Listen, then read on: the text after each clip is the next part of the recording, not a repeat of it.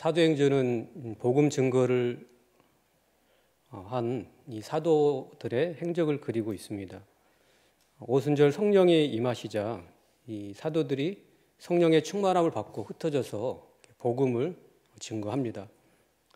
그래서 이 베드로가 설교하면 하루에 3,000명이 회개하고 주께 돌아오는 역사가 일어났습니다. 그러면서 이 예루살렘 교회가 세워지는데 이 예루살렘 교회가 또 사울에 의해서 핍박을 받습니다. 예루살렘 교회가 핍박을 받을 때 성도들이 흩어져서 이방인들에게 비로소 복음이 증거되기 시작하고 그런 동안에 그렇게 예수 믿는 성도를 핍박했던 사울이 다메섹 도상에서 부활하신 예수님을 만나고 완전히 변화가 됩니다. 13장부터는 이방인 지역에 세워진 안디옥 교회를 중심으로 복음이 아시아와 유럽, 로마까지 전해지게 되는데 이 일에 사도 바울이 쓰임받게 됩니다. 사도행전 마지막 부분에서는 사도 바울이 로마로 이송되어 가택 연금 상태에서 2년 동안 예수 그리스도에 관한 모든 것을 담대하게 거침없이 가르치는 장면에서 사도행전이 막을 내리고 있습니다. 이후 많은 믿음의 선배들이 그 뒤를 이어서 복음을 증거해 왔고 이제 우리에게 그 바톤이 넘겨졌습니다. 우리 세대에 아직 전도의 문이 닫히지 않았습니다.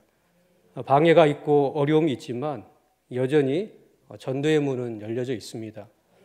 하나님께서 열면 닫을 사람이 없고 하나님께서 닫으시면 열 사람이 없습니다.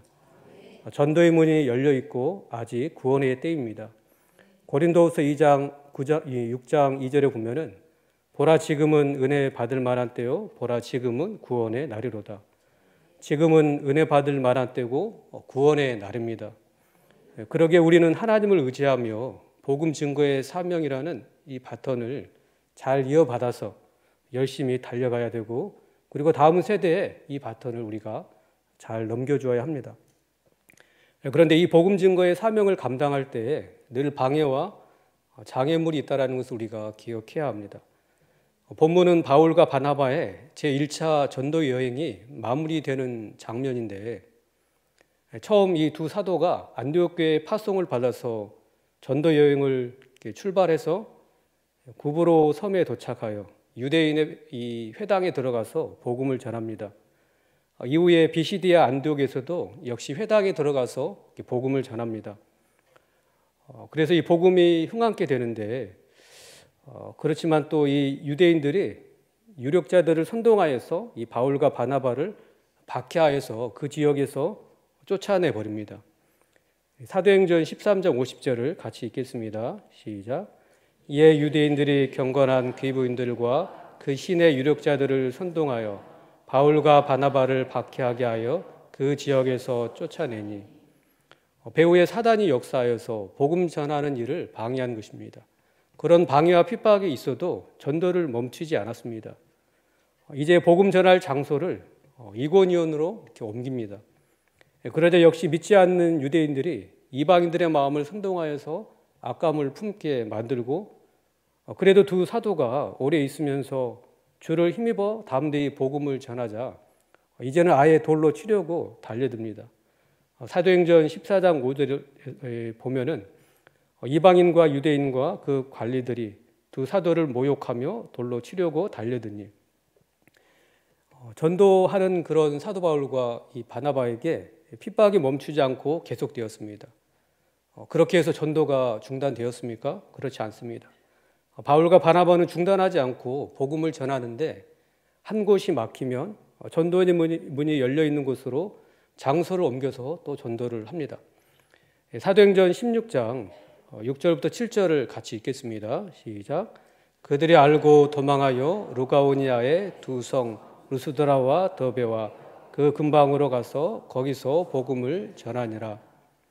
박해하고 모욕하고 돌로 치려고 하면서 핍박하자 전도를 멈춘 게 아니라 장소를 바꾸어서 루스드라와 더베에 가서 거기서 복음을 전합니다. 복음 전파를 쉬지 않고 계속했습니다. 그렇게 루스드라에서 사역을 하고 있는데 비시디아 안디옥과 이고니온에서 바울과 바나바를 쫓아내는데 앞장섰던 유대인들이 또 이곳까지 쫓아왔습니다. 이 유대인들은 전부터 두 사도의 전도 활동을 방해할 목적으로 계속 따라다니며 괴롭혔습니다. 이제는 이 루스드라베까지 와서는 또 방해하는 것을 보게 됩니다. 정말 끈질기게 멈추지 않고 방해하고 있습니다. 19절에 보면은 무리를 충동하여 돌로 치는데 얼마나 맞았는지 바울이 죽은 줄 알고 시외로 끌어 내칩니다. 바울이 돌에 맞아 시외로 끌어 내던져지자 바울이 걱정이 돼서 제자들이 그 주위를 둘러섰습니다. 20절에 보면은 바울이 죽은 줄 알고 그의 장례를 치르기 위해 모인 것으로 보입니다. 그런데 놀랍게 사도 바울이 다시 일어납니다.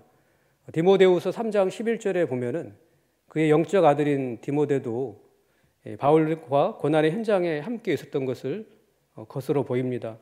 디모데후서 3장 11절에 보면은 박해를 받음과 고난과 또한 안디옥과 이고니온과 루스드라에서 당한 일과 어떠한 박해를 받은 것을 내가 과연 보고 알았거니와 주께서 이 모든 것 가운데서 나를 건지셨느니라. 전도하면서 정말 견디기 어려운 박해를 받았던 바울입니다. 그래서 그 박해와 고난 가운데서 주님께서 건져주셨다라고 이렇게 고백을 하고 있습니다. 전도의 현장에 성령께서 함께 하십니다. 복음을 전하고 전도할 때 방해가 있고 핍박이 있지만 그곳 가운데 성령께서 함께 하십니다.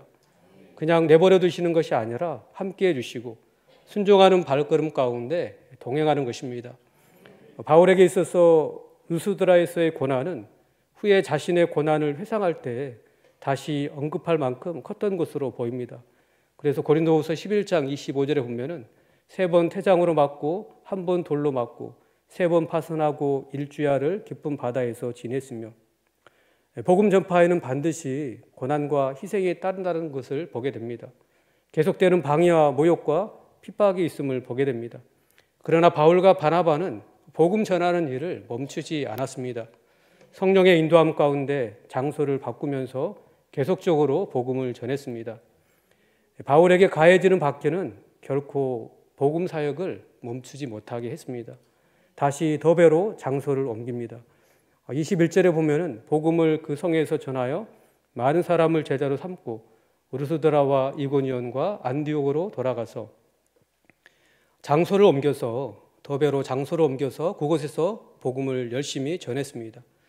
그리고 나중에 2차, 3차 선교 여행을 하면서 평생 또 바울이 복음을 전했습니다.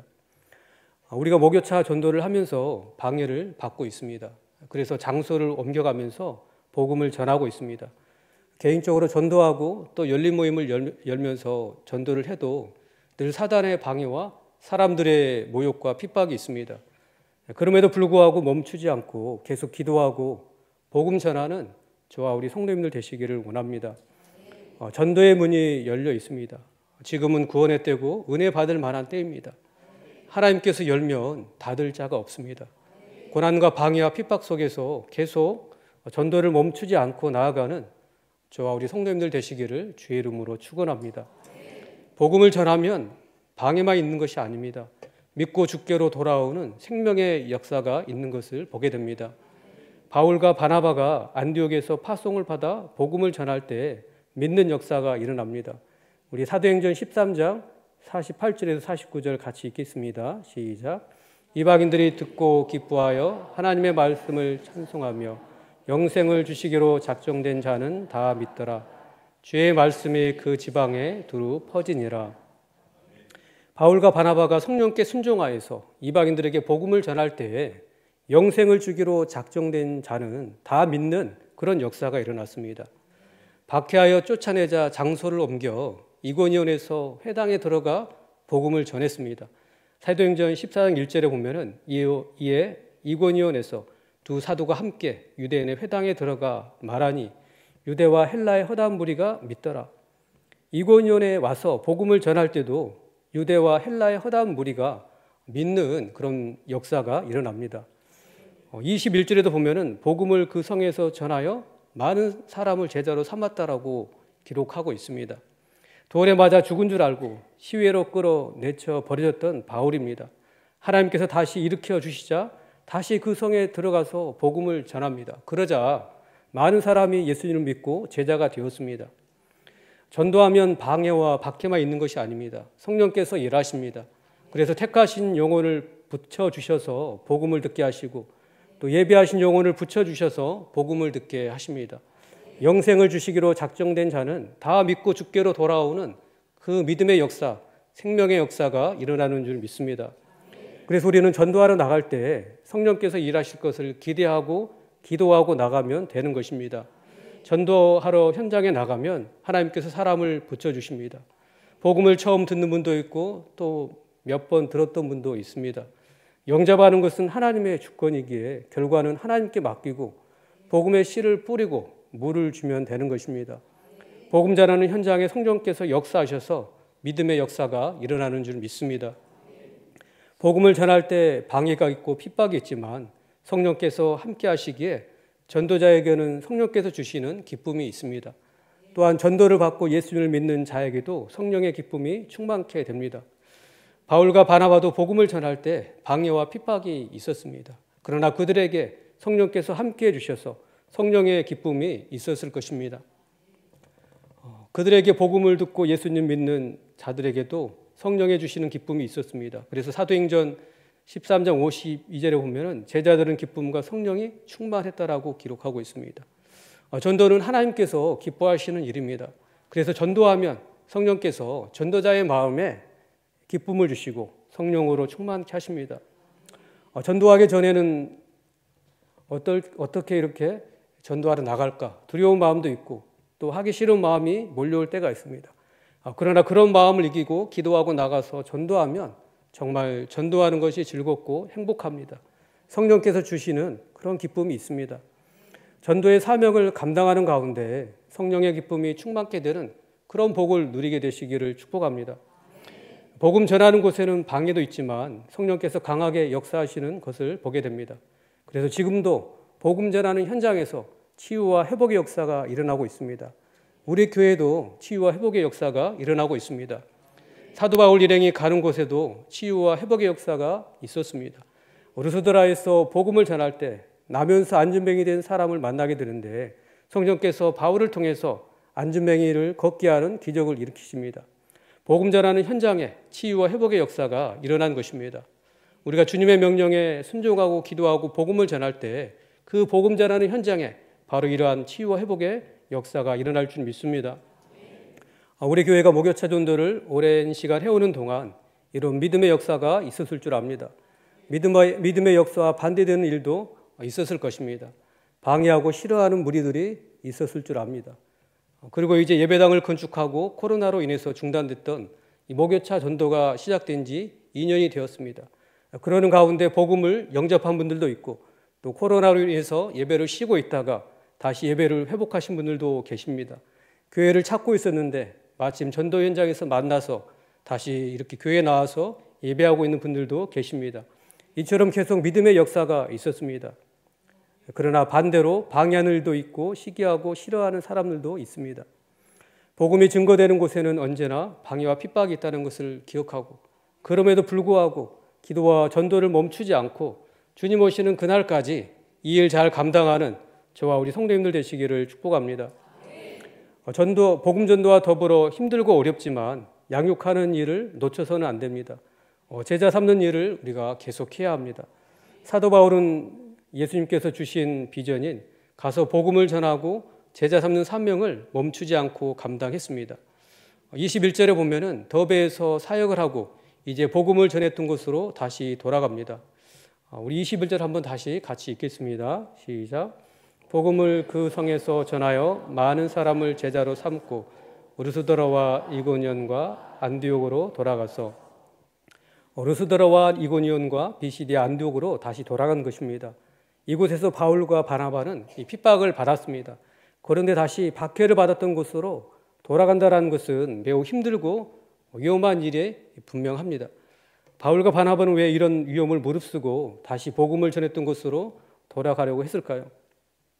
22절에 보면은 제자들의 마음을 굳게 하여 이 믿음에 머물러 있으라 권하고 제자들의 마음을 굳게 하기 위해서 다시 돌아간 것입니다.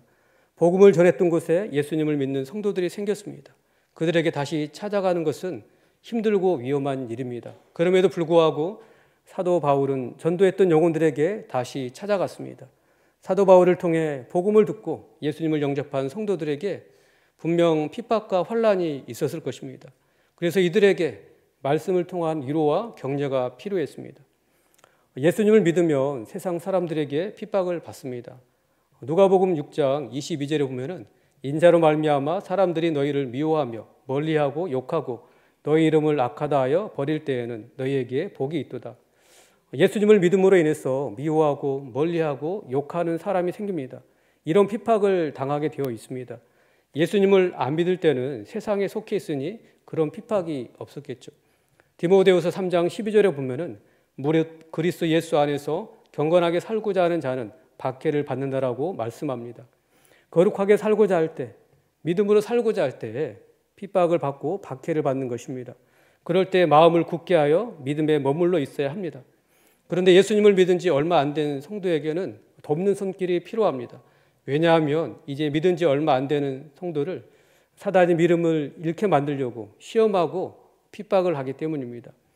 아이가 막 태어났을 때 엄마가 늘 옆에서 지켜보면서 양육을 하는 것처럼 돌봄과 양육이 절대적으로 필요합니다. 사도 바울은 분명 전도에서 예수님을 믿은 성도들의 믿음을 위해서 기도했을 것입니다. 그리고 직접 찾아가서 말씀으로 위로하고 격려하며 권면했습니다. 그들이 핍박으로 인해서 믿음에서 떨어지지 않고 믿음에 굳게 서도록 그 일을 했더라는 거죠. 전도와 더불어 힘들고 어렵지만 양육하는 일을 우리가 놓쳐서는 안 됩니다. 잠언 27장 23절을 같이 읽겠습니다. 시작. 내 양떼의 형편을 부지런히 살피며 내 소떼에게 마음을 둬라. 예수님을 믿게 된 성도들, 믿음이 연약한 분들에게 늘 마음을 두고 우리가 부지런히 살피고 또 믿음이 떨어지지 않게 기도해야 합니다. 누가복음 22장 31절에서 32절에 보면은 시몬아 시몬아 보라 사탄이 너희를 밀 까부르듯 하려고 요구하였으나 그러나 내가 너를 위하여 내 믿음이 떨어지지 않기를 기도하였노니 너는 돌이킨 후에 내 형제를 굳게 하라. 예수님 베드로의 믿음이 떨어지지 않기를 위해서 기도하셨습니다. 새롭게 예수님을 믿으면 사단의 공격이 있게 됩니다. 그래서 우리는 새롭게 예수님을 믿는 분들 또 믿음이 연약한 성도들을 위해서 기도해야 합니다. 믿음이 떨어지지 않도록 기도해야 합니다. 주님은 우리에게 주님의 양떼들을 맡기시고 그 양떼들을 먹이기를 원하십니다. 우리 요한복음 21장 15절부터 17절을 같이 읽겠습니다. 시작. 그들이 조밥 먹은 후에 예수께서 시몬 베드로에게 이르시되 요한의 아들 시몬아 내가 이 사람들보다 나를 더 사랑하느냐 하시니 이르되 주님 그러하나이다.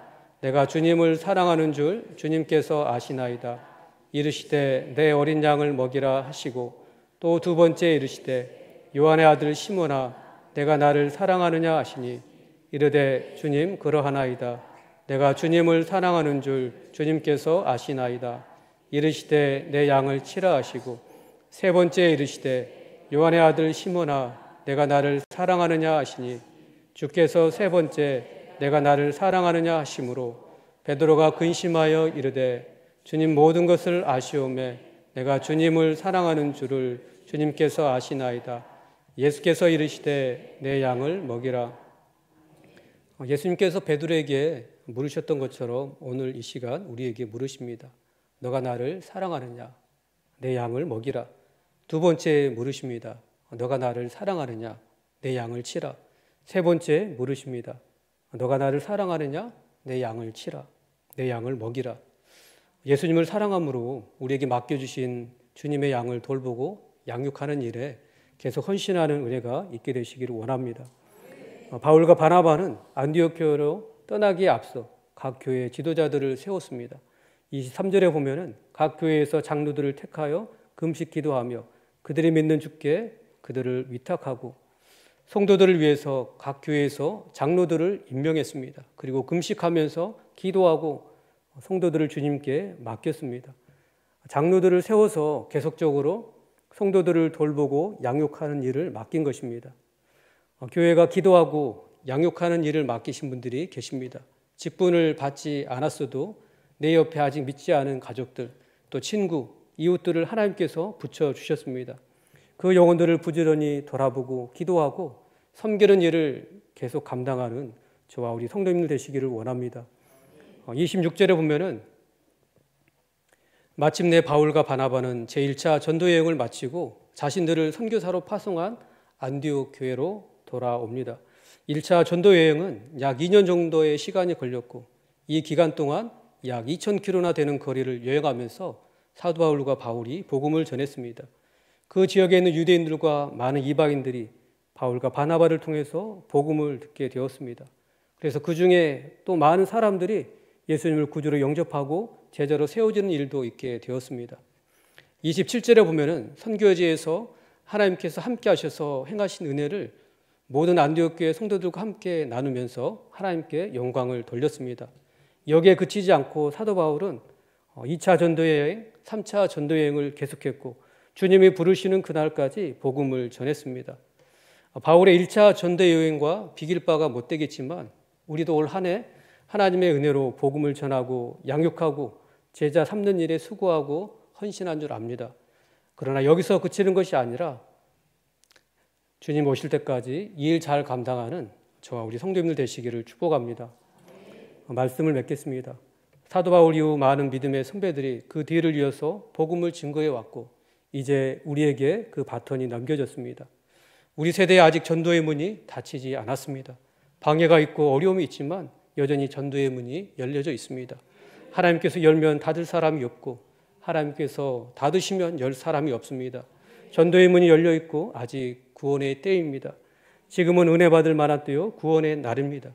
그러기에 우리는 하나님을 의지하며 복음 증거의 사명이라는 이 바톤을 잘 이어받아서 열심으로 달려가야 합니다. 그리고 다음 세대에 이 바톤을 잘 넘겨줘야 합니다.